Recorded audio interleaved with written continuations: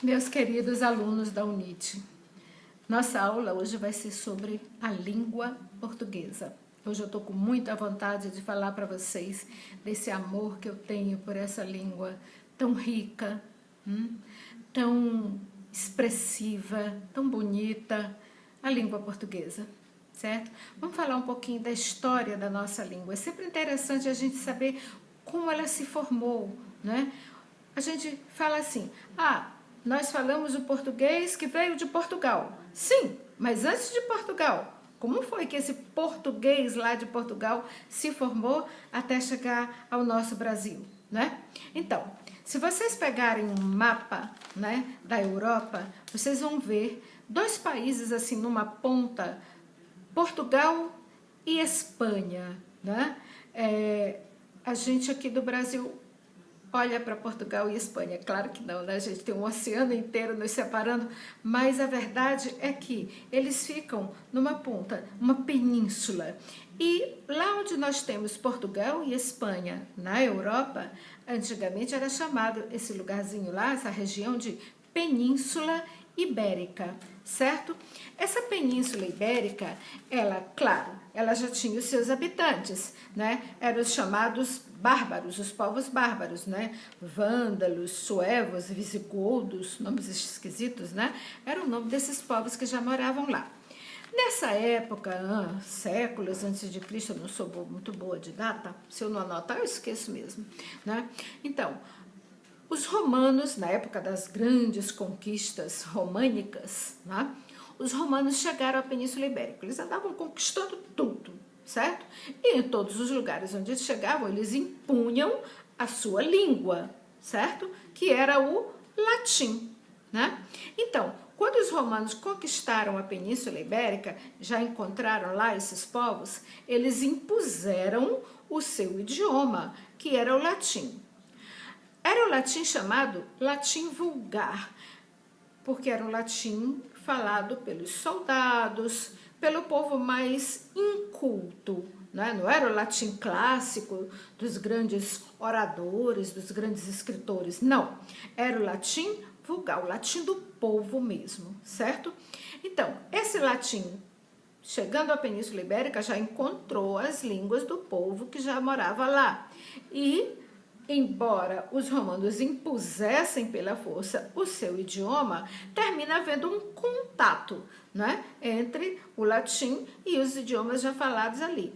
E há sempre uma penetração de palavras de um idioma no outro, né? Então, a gente encontra já no latim dessa época palavras originárias desses povos. É interessante, porque, por exemplo, a gente usa hoje em dia palavras como mapa, barca, cachorro, bezerro, cerveja, camisa, né? E nem se dá conta, nem sabe de onde vêm essas palavras. Às vezes nem pensa nisso, certo? Muitas delas vieram já desses povos aí e elas entraram no idioma dos romanos, do latim. Já foram se misturando, certo? Então, o latim falado pelos soldados, ele também já vinha impregnado com palavras de outros povos conquistados. Por exemplo, o grego, né? Os romanos dominaram pela força a Grécia, certo? Mas foram dominados, vamos dizer assim, foram muito influenciados, eles se tornaram muito admiradores da cultura grega, certo? Então, os gregos doaram muito da sua cultura, muito das suas ciências, dos seus conhecimentos, dos seus saberes, doaram para os romanos, certo? E, claro, palavras gregas também se mesclaram ao latim. Só para vocês terem uma ideia, os gregos eram tão reconhecidos como um povo de grande sabedoria, de grande saber, de grande conhecimento, né? Que era comum que os romanos, os conquistadores, levassem para a sua capital os grandes escritores, pensadores, filósofos gregos para serem professores dos filhos das famílias ricas, né? Eram os chamados preceptores, certo? E então foi muito natural o contato entre essas duas línguas e, portanto, a interpenetração de palavras, né? Então, quando os romanos trouxeram o latim para a Península Ibérica, já traziam também essa influência das palavras gregas. A Península Ibérica foi invadida por vários outros povos, né, que também trouxeram as suas palavras. Uma influência muito importante foi, então, a influência árabe, né? Os árabes dominaram durante muito tempo uma grande parte da Península Ibérica e deixaram lá a sua influência na arquitetura, né? Nas artes e na língua, certo? Então, hoje a gente fala palavras de origem árabe e nem se dá conta disso, né? Como, por exemplo, as palavras que começam com al, né? A gente diz algarismo, alface, alcachofra, alpiste. Nem se dá conta de que são palavras de origem árabe, certo? Bom, aí então, nessa região terminou se formando dessa mistura latim, grego, árabe e línguas dos povos bárbaros, né? Terminou se formando um idioma, vamos dizer assim, que se chamou de galaico-português ou galego-português, né? Quando o chamado Condado Portucalense se tornou independente, proclamou a sua o seu status de nação, né? Criou-se então o país Portugal. E o português se separou do galego, né? Do galaico, e se tornou um idioma oficial, né? De um país, o português. Aí, o que acontece? Mais tarde, a gente sabe, nos anos de 1500, né, os portugueses chegaram ao Brasil e trouxeram o seu português, que já tinha todas essas influências, né? Chegando aqui, o que eles encontraram? Os índios, né? E houve o contato. Difícil ao começo, mas foi acontecendo, né? Houve um contato com as línguas indígenas, o tupi-guarani, que era, vamos dizer assim, um tronco das línguas indígenas existentes no Brasil, que eram milhares, né? E os portugueses começaram a sentir a necessidade até de conhecer essa língua, de falar, para se comunicar, né? Os jesuítas, por exemplo, né, para catequizar os índios, eles aprenderam as línguas, o tupi, né, para se comunicar com os índios. E essa preocupação de aprender a língua indígena chegou até a fazê-los criar uma gramática, né, uma gramática do tupi-guarani, a gramática da língua indígena. Olha que legal, né? Uma gramática das línguas faladas pelos nossos índios, certo? Então, essa influência indígena, o movimento das bandeiras, né, que entraram Brasil adentro em busca de minérios, de pedras preciosas, etc., né? Também houve uma preocupação também de estabelecer a comunicação com os índios. E, gente, houve muita crueldade também nesse período, né, de escravização dos índios, de maus tratos. Começa aí toda a história triste, né, da vida do índio no Brasil.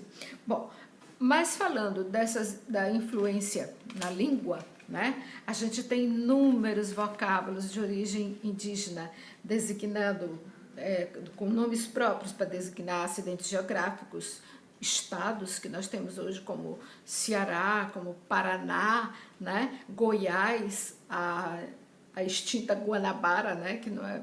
São nomes indígenas, nomes de pessoas, né? Jaci, Jurema, Ubirajara. Eu tenho uma vizinha que se chama Uiaraci, né? Um nome de origem indígena, certo? E seres do reino animal e vegetal, né? Como, por exemplo, arara, nambu, jacaré, paca, cutia, piranha, tatu. E nomes de plantas, abacaxi, carnaúba, capim, mandioca e tantos outros, gente. Todos de origem indígena. Daí veio a escravização do negro, né? A força de trabalho negra entrando no Brasil à força, né? Tirados com a maior crueldade possível de suas terras, né? E trazendo a sua cultura, trazendo as suas palavras, trazendo as suas línguas, né? Então, a gente tem inúmeras palavras também na nossa língua que designam religiões como candomblé, macumba, canjerê, né? E nomes usados na culinária como quitute, né? Machixe. Machixe, inclusive, é o nome de uma dança também de origem africana, né? Cachumba, nome de doença, né? Banguela, banguela, uma palavra de origem africana, né? Quindim, quiabo, maribondo. Tem tanta gente que fala marimbondo. Não, é maribondo. É uma palavra de origem africana, né? E outras, certo?